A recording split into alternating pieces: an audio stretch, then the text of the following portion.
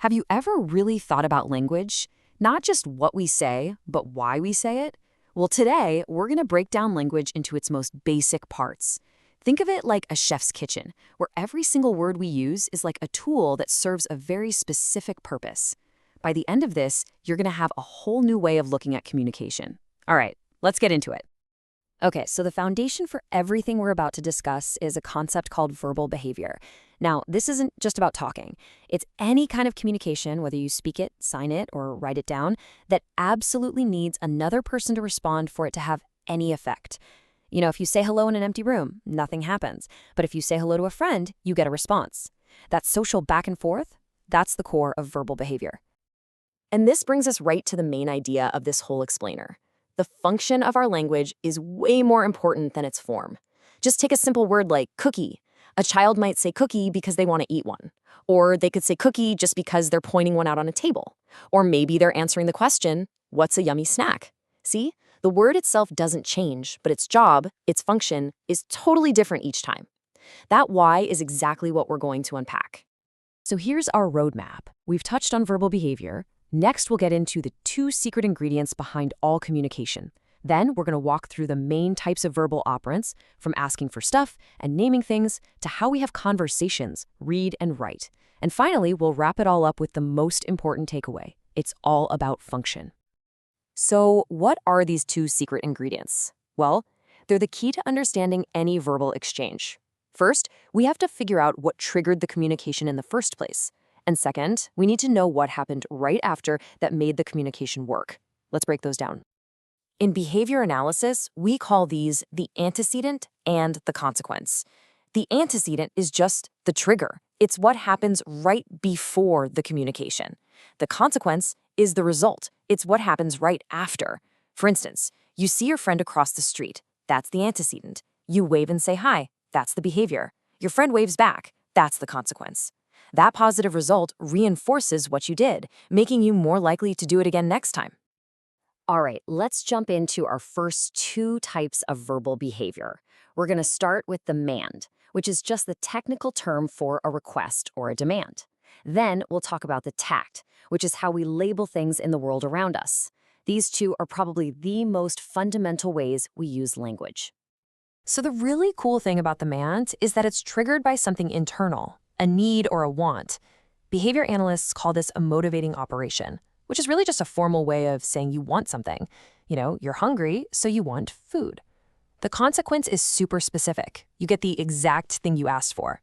In our kitchen analogy, a hungry person says, I want a burger, and they get a burger. Simple as that. This example right here shows the mands perfectly. A child feels thirsty, they say water, and they get water. The need is met directly and immediately. This is actually why mands are usually one of the first types of language we learn as kids. They give us a direct line to getting our needs met. Okay, now let's switch over to the tact.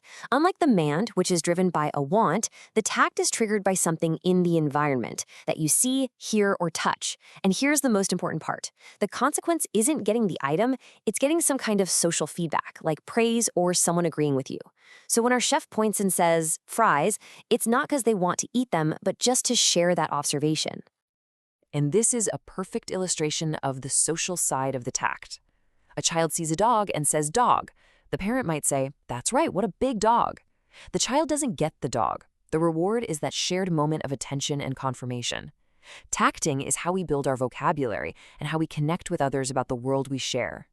So, we've talked about asking for things and labeling the world. Now let's look at how we respond to what other people say. We're going to look at 2 verbal operants that are both triggered by someone else's speech.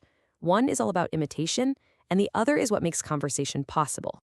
First up is the echoic, and just like the name sounds, this is all about echoing or vocally imitating what you hear. The trigger is a spoken word, and the response is basically a vocal copy of that word. This is a super important skill for learning to talk, since it's how we first pick up sounds and new words. A classic example here is when a parent says ball and the child repeats ball. The child isn't asking for it or labeling it, they're just mimicking the sound. The reinforcement is usually social, like a smile or praise, which encourages this critical skill for learning language. And now we have the intraverbal, which is really the engine of conversation.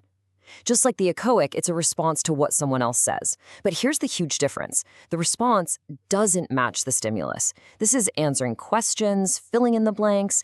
It's the give and take that makes a real dialogue happen.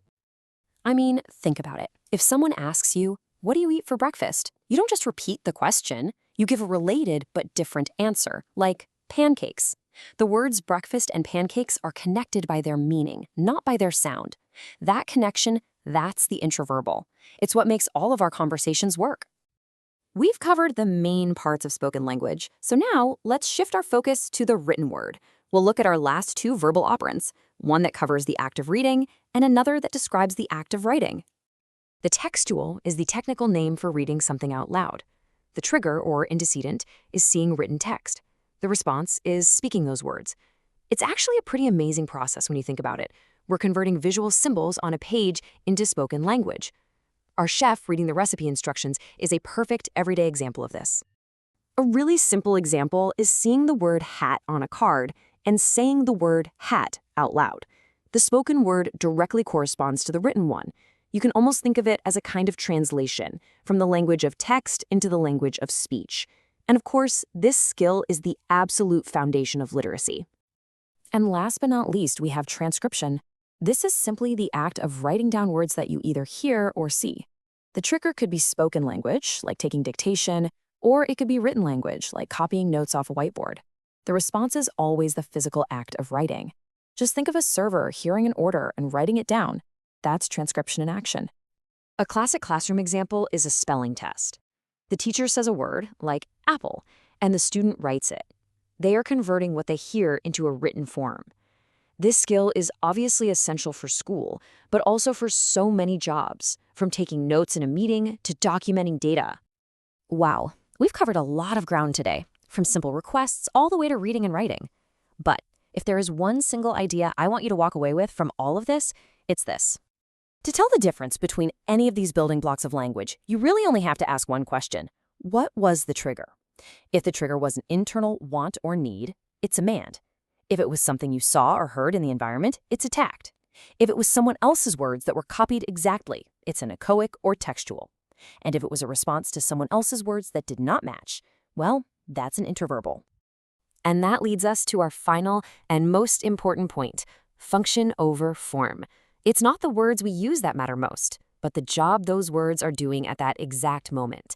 When we understand the why behind what we say, the triggers and the consequences, we can become so much more effective as communicators, teachers, and analysts. So I'll leave you with a little challenge. The next time you're listening to a conversation, or even part of one, just try to notice the verbal operants being used. Are people mostly manding, tacting, or having an interverbal back and forth? By paying close attention to the function behind the words, you might just be surprised at the whole new layer of understanding you find.